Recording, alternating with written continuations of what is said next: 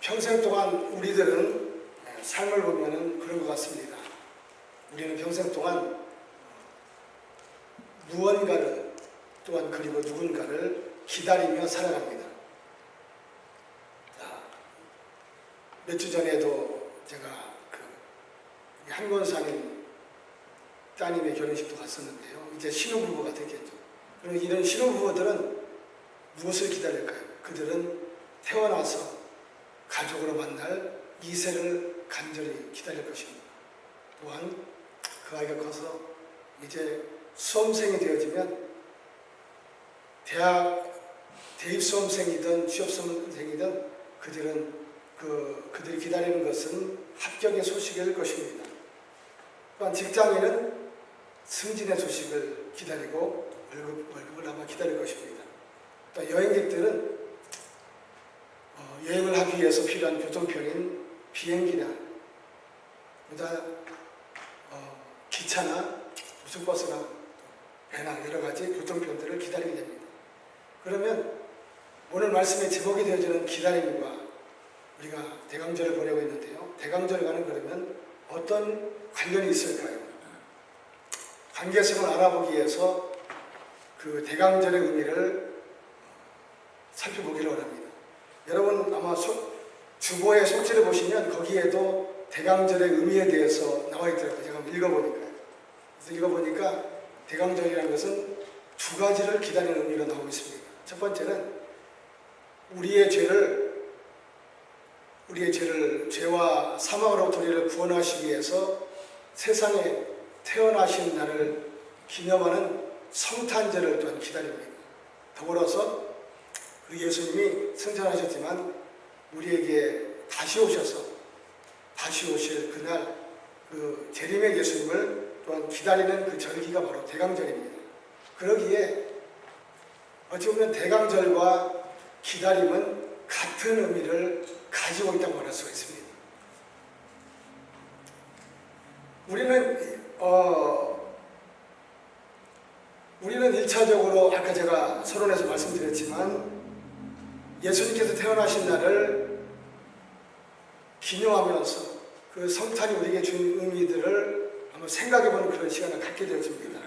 그런데 우리가 기다리는 궁극적으로 정말 중요하게 기다리는 것은 그 성탄절이 아니라는 것이죠. 물론 성탄절이 오면 준비된 파티도 하고 선물도 받고 저도 설렙니다. 그런 파티도 있겠죠.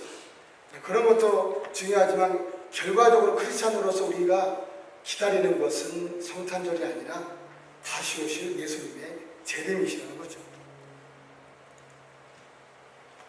본문의 1절에 여러분 말씀을 보시면은 1절의 말씀을 따라서 열처녀가 혼인잔치에 초대를 받아서 그 잔치에 데리고 갈 신랑을 간절히 기다리는 모습이 나옵니다. 이처럼 우리의 신랑 되신 예수님께서 언제 오실지는 알지 못하지만 언젠가는 오셔서 우리를 신부로 맞아주시고 우리를 위해서 예비하신 저 천국의 요한계시록 19장의 말씀처럼 천국이 예비된 어린 양의 혼인잔치에 우리를 데리고 가시려고 그 날을 우리는 간절히 사모하고 기다려야 될 점이 있습니다. 그것이 바로 우리가 크리스찬들이 정말로 기다려야 될 그 궁극적으로 말해서 기다리는 것인 줄 압니다. 그렇다면 우리는 어떻게 이 다시 오실 예수님을 기다려야 될까요? 다시 말씀드리면 재림의 예수님을 기다리면서 우리가 과연 해야 될 일들은 무엇일까요? 첫 번째는 우리 등에 기름을 점검하는 것입니다. 여러분 2절과 3절 이렇게 쭉 보시면은 거기도 보시면은 그 10명의 처녀를 비유를 하면서 저분들이 신랑을 기다리면서 한 일이 있었습니다. 그게 뭐였냐면 등을 준비하고 그리고 요즘으로 치면 이렇게 도자기 같은 호리병 같이 생긴 그 도자기 같은 곳에 기름병에 여분의 기름을 채우는 그런 것을 통해서 신랑을 기다립니다. 왜 그러냐면 여러분 아시는 것처럼 미국의 결혼이 저녁에 이루어지는 것처럼 이스라엘도 마찬가지로 저녁에 혼례가 이루어집니다. 중요한 것은 신랑과 신부가 일반적으로 결혼 풍습은 같이 웨딩홀에 가서 이루어지지만 이때 당시 때 결혼 풍습은 그것이 아니라 신랑이 신부를 또한 초대받은 손님들을 직접 데리러 오는 것입니다. 그러기에 밤이기 때문에 필요한 것은 길을 밝히기 위해서 필요한 것은 바로 등불과 기름이 중요한 것입니다. 그래서 등불에 대해서 제가 설명을 드리지 않아도 여러분 제가 궁금해서 유튜브도 찾아봤지만 그 모양이 제가 생각이 나는 것이 뭐였냐면 혹시 여러분들 기억나시는지 모르겠지만 어린 시절에 아라비안 나이트라는 그 동화책을 보신 적 있으십니까? 거기 보시면 그 램프가 나오죠. 이렇게 둥그렇게 생겨가지고서 가운데는 담도록 되어 있고 거기다 옆에는 주둥이 같은 곳에다가 심지를 켜서 불을 붙이도록 되어 있습니다. 그런 등의 모습입니다. 그래서 등에다가는 항상 기름을 채우고 그리고 나서 심대는 곳에다가 요즘으로 치면 라이터로 불을 붙여야 그래야 불이 타오르게 되어져 있습니다. 그러면 여기서 말하는 등이라는 것은 어떤 의미를 가지고 있을까요? 등이라는 것은 우리의 외적인 신앙생활 모습을 가리킵니다. 하나님의 은혜를 받아서 이 신앙생활을 하면서 여러분 제가 늘 교회 주보에서 표 가운데 잊혀지지 않는 표가 있습니다. 바로 은혜와 빛을 비추자죠. 그러기에 등이라는 것은 우리의 눈에 보여지는 신앙생활의 모습을 가리킵니다. 세상에서 빛을 발하는 그런 삶의 모습을 가리킵니다. 직장인으로 또 처인의 처소 속에서 그릇은 결국 우리의 마음을 가리킵니다. 또한 기름은 성령님께서 우리에게 부어주시는 은혜 또한 능력을 상징하기도 합니다. 여러분 등에 기름이 있어야 불을 태울 수 있는 것처럼 물론 여기 요즘으로 치면 요즘 같으면 텔레비전이든 라디오든 CD든 인터넷이든 할 것 없이 스마트폰이든 할 것 없이 항상 계속 작동하기 위해서 필요한 것이 바로 요즘 같으면 배터리가 되겠죠. 그러나 그때 당시 때는 그런 배터리가 전기 제품이 없었기 때문에 그런 것 대신에 항상 필요한 것은 바로 기름이었습니다.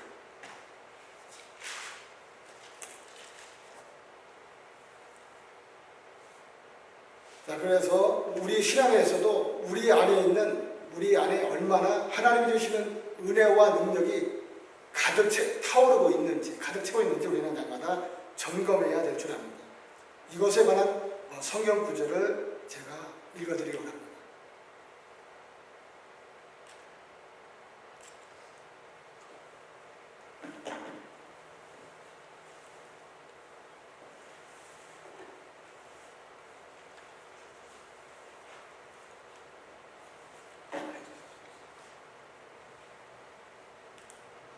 예. 자, 누가복음 14장 28절에서 30절을 제가 읽어드리겠습니다. 너희 중에 누가 망대를 세우고자 할진대 자기의 가진 것이 준공하기까지에 족할는지 먼저 앉아 그 비용을 계산하지 아니하겠느냐. 그렇게 아니하여 그 기초만 쌓고 능히 이루지 못하면 보는 자가 다 비웃어 이르되 이 사람이 봉사를 시작하고 능히 이루지 못하였다 하리라. 이것은 예수님께서 우리의 신앙의 생활에 있어서 우리의 신앙 상태를 점검을 하면서 건축자가 건물을 세우기 전에 해야 될 일들을 비유를 통해서 말씀하고 있습니다. 건축자가 건물을 세우는 데 있어서 가장 필요한 것은 무엇이냐면 오늘 28절의 말씀처럼 그것이 망대가 됐든 빌딩이 됐든지 간에 지금 건축을 하기 위해서는 다른 것보다도 제목이 필요합니다. 재료들이 필요합니다. 근데 건물을 짓기 위해서 가지고 있는 재료들이 건축자들이 가지고 있는 재료들이 건물을 쌓기에 충분한지 그렇지 않은지를 점검할 필요가 있다는 얘기입니다. 그렇지 않고 막무가내로 공사를 하다가 부족하면 낭패를 보게 되겠지. 그러기에 먼저 공사를 시작하기 전에 설계를 블루프린트를 하면서 먼저 점검을 하게 되어지고 그리고 거기에 들어가는 비용은 얼마나 소요가 되어지는지 또 부족하다면 얼마만큼의 재료를 투입을 해야 되는지 정확하게 점검을 하고 준비를 해야 그를 통해서 공사를 하게 되어지면 그 공사가 중간에서 중단되지 아니하고 끝까지 진행되어서 완공할 수 있다는 얘기입니다. 마찬가지로 우리의 신앙생활도 그렇다는 얘기죠. 우리가 신앙생활 하면서 우리 안에 부족한 것들이 정말 능력 있는 삶을 위해서 우리 안에 내적인 은혜들이 충분하게 갖춰져 있는지 그렇지 않은지를 우리는 날마다 점검하고 해야 될 필요가 있다는 것이죠.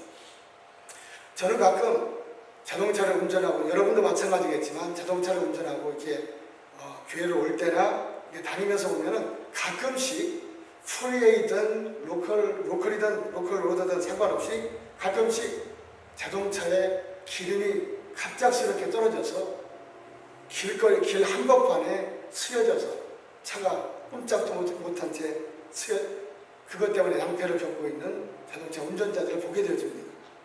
그뿐만 아니라 자신도 낭패스럽지만 다른 운전자들에게도 교통이 정체가 되어지니까 얼마나 피해가 되겠습니까? 그러니까 그런 쪽에서 생각이 듭니다. 이분들이 운전을 출발하기 전에, 목적지를 출발하기 전에 지금 얼마만큼의 기름을 연료계를 점검을 하면서 자동차의 그 계기판에 보시면 연료계가 왼쪽에 있지 않습니까? 연료계 넣고를 보면서 지금 얼마만큼의 기름이 자동차에 들어있는지를 확인을 하고 부족하다면 채워야 되는 충분한 준비를 해야 되는데 지금 갑자기 서게 되는 어려움을 겪게 된 운전자들은 문제점이 다른 것이 아니라 그런 철저한 점검하고 준비하는 일이 없었다는 얘기입니다. 오늘 본문 8절에도 보시면은 같은 얘기가 나옵니다.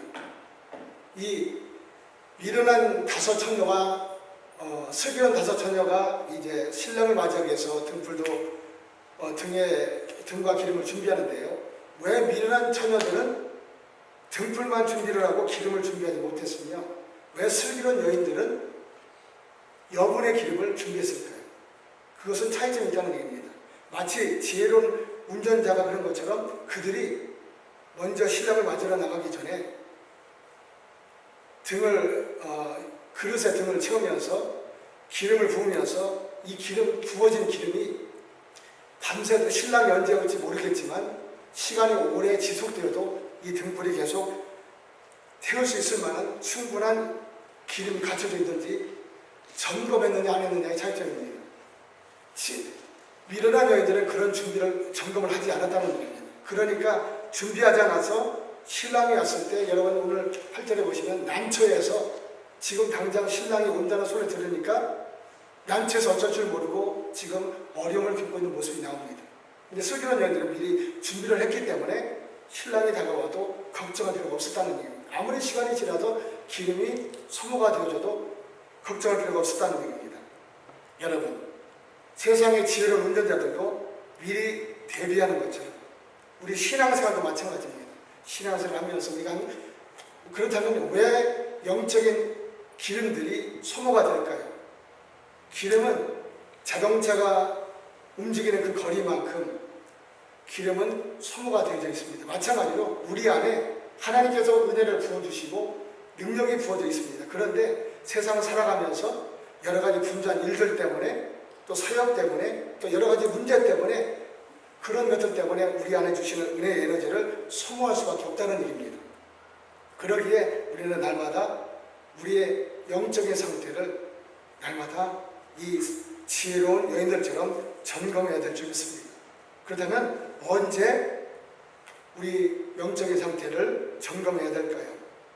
여러분 5절을 보십시오. 5절을 보시면 키포인트 단어 가운데 신랑이 더디온다는 말이 있습니다. 특히 하반절에 보시면 여러분 왜 신랑이 제 시간에 오지 않고 물론 사정이 있겠죠. 제 시간에 오지 않고 더디 10명의 처녀들에게 왔을까요? 또 더불어서 질문 드립니다. 당장 우리가 바라는 것처럼 예수님께서 지금이라도 오시면 좋겠는데 왜 예수님께서 더디 오시죠? 그런 말씀 많이 듣습니다. 어른들한테. 목사님 빨리 예수님 오셨으면 좋겠어요. 근데 왜 자꾸 더디 오시는 거예요?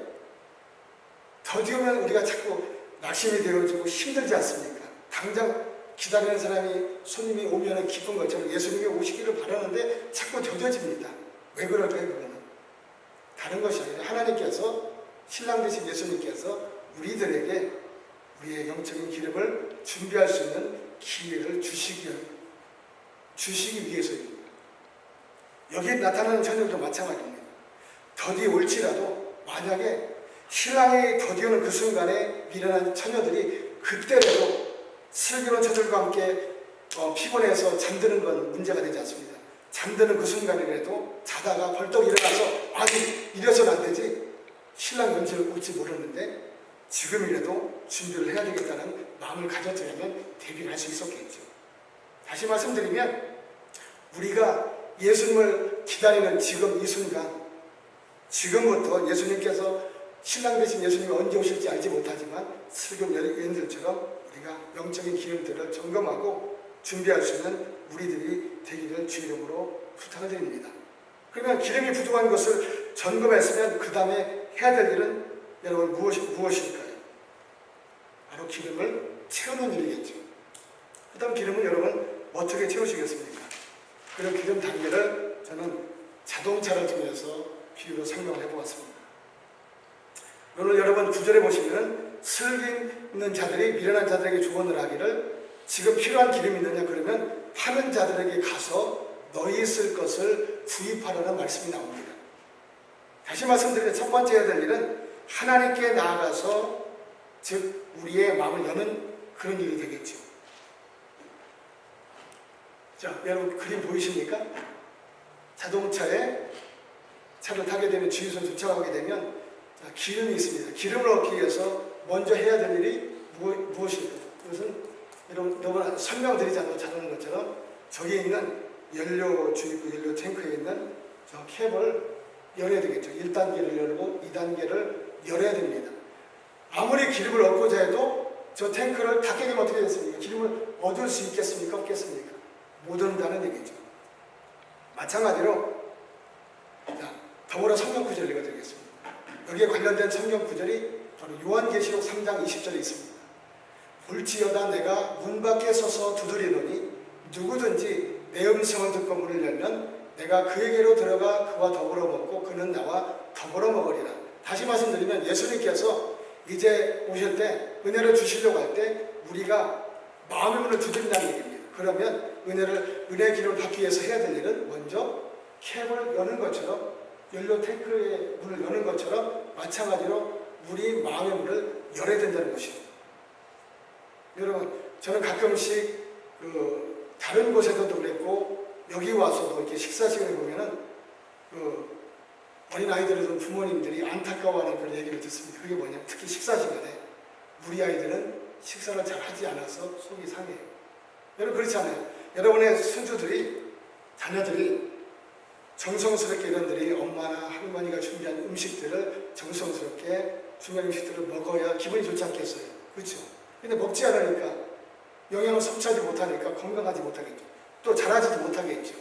특히 큰 아이들은 자기 스스로 먹을 수 있겠지만 갓난아이나 아직도 어린아이들은 누군가를 도움이 필요하지 않겠습니까? 그래서 엄마가 맛있는 음식을 만들어서 영양가가 높은 음식을 만들어서 아이들에게 이제 수저에 음식을 담아서 음식을 담아서 주려고 합니다. 입에다 떠먹이려고 합니다. 그런데 아이가 고집 때문에 엄마 먹지 않겠어 입을 꽉 닫아버리면 그 아이는 절대로 엄마가 주는 영양가 있는 음식을 받아 먹을 수가 없겠죠. 얼마나 힘들겠어요. 그렇기 때문에 중요한 것은 어린아이가 엄마가 주는 음식들을 먹기 위해서 입을 열어야 먹을 수 있지 않겠습니까? 마찬가지로 우리가 하나님께서는 세상의 부모님들처럼 우리들에게 좋은 것을 선물로 주기를 원하십니다. 그렇다면 우리가 해야 될 일이 무엇일까? 우리가 마음을 활짝 열고 하나님께서 주시는 음식을 받기 위해서 마음을 열어야 될 줄 믿습니다. 그것이 굉장히 우리가 은혜를 받는 데서 가장 중요한 자세이기도 합니다. 두 번째는 그렇다면 연료 탱크를 열었습니다. 그 다음에는 또한 해야 될 일을 여러분. 저는 그걸 갖다가 하나님의 노즐을 우리의 마음에 집어 삽입시킨다고 얘기할까요? 그렇게 표현을 해봤습니다. 자, 다음에 그림 보십시오. 저기 노즐이 있습니다. 노즐이 있는데 노즐을 통해서 여러분 노즐 왜 필요합니까? 노즐을 통해서 이 기름 저장되는 그 기름이 연료가 노즐을 통해서 연료 탱크 안에 들어와서 기름이 채워질 수가 있다는 얘기입니다. 그렇기 때문에 노즐을 반드시 저 주입구에 집어넣어야 기름을 채울 수 있듯이 마찬가지로 요한복음 7장 37절에서도 우리가 해야 될 일들을 말씀하고 있습니다. 예수께서 서서 외쳐 이르시되 누구든지 목마르거든 내게로 와서 마시라. 37 믿는 자는 성경 이름과 같이 그 배에서 생수의 강이 흘러나오리라 하시니. 자, 37절을 보십시오. 주님께서 우리가 주님께 구해서 정말 우리에게 영적인 은혜를 채워주십시오라고 간구합니다. 주님께 나왔습니다. 뚜껑도 열었습니다. 근데 중요한 것은 마시라는 얘기를 말씀하고 있습니다. 여기서 너희들이 마시라고 얘기하고 있어요. 노저를 키워주는 것, 하나님께서 주신 은혜를 받아들이는 것은 하나님의 몫이 아니라 누구의 몫입니까? 바로 우리의 몫이라는 얘기죠. 하나님은 강제로 노저를 키워주는 분이 아니라는 얘기예요. 강제로 마시라고 입에다가 떠다 먹이는 그런 분이 아니라는 얘기입니다. 하나님은 우리의 자의적으로 우리가 스스로 받아들이기를 원하시는 그런 말씀입니다.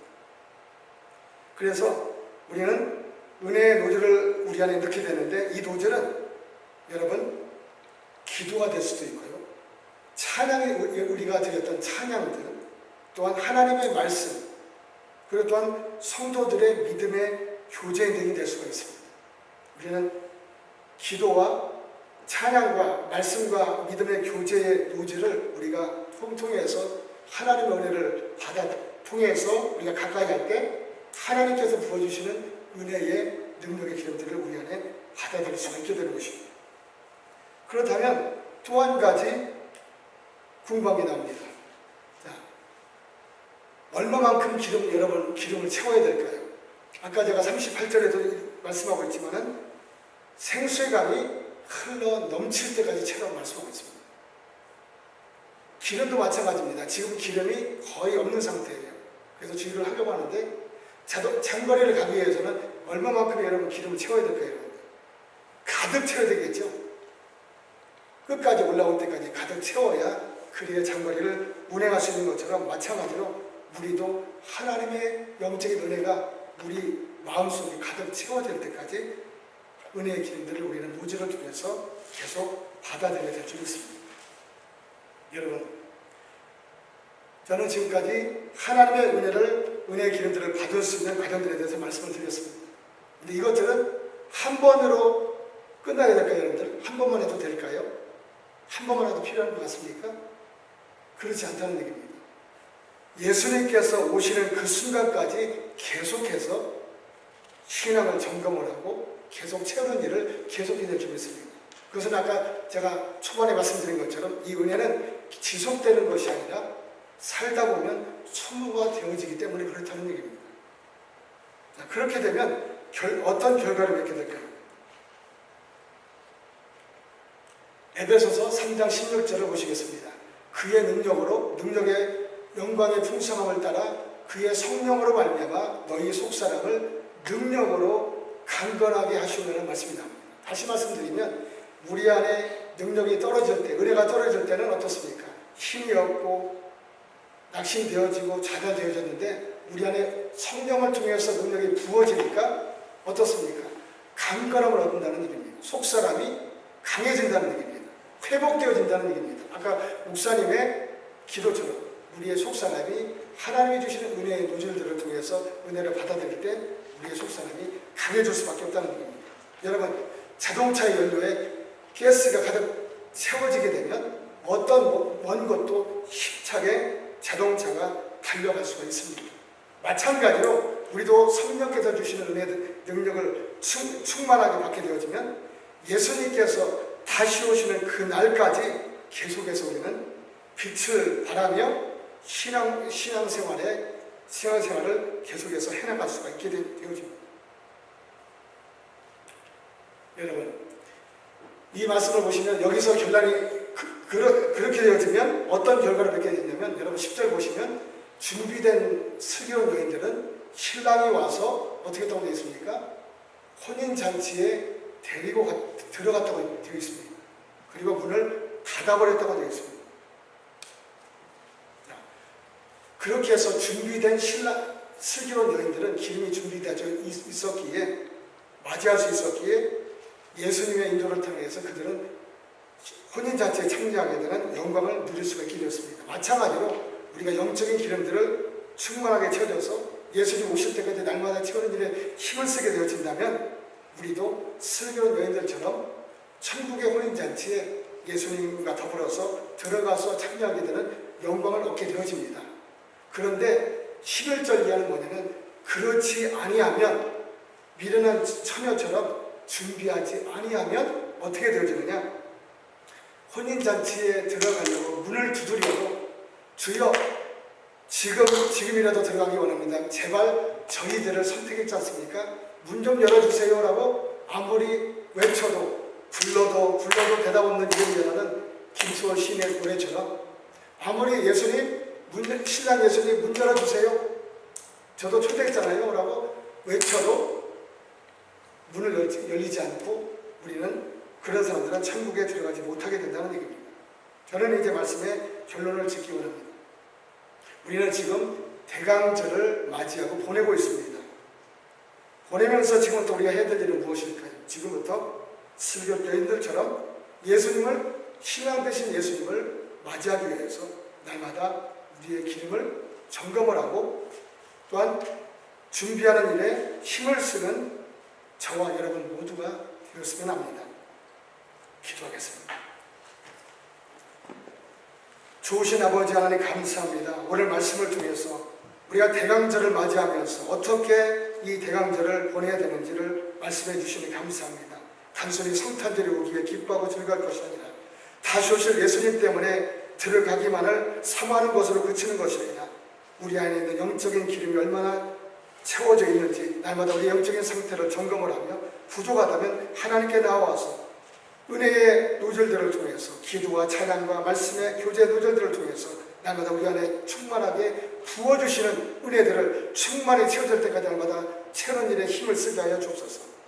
그리함으로 다시 오실 주님을 끝까지 기다리며 그 주님을 맞이할 수 있는 저희 모두가 될 수 있도록 축복하여 주옵소서. 예수님의 이름으로 감사하며 기도드립니다.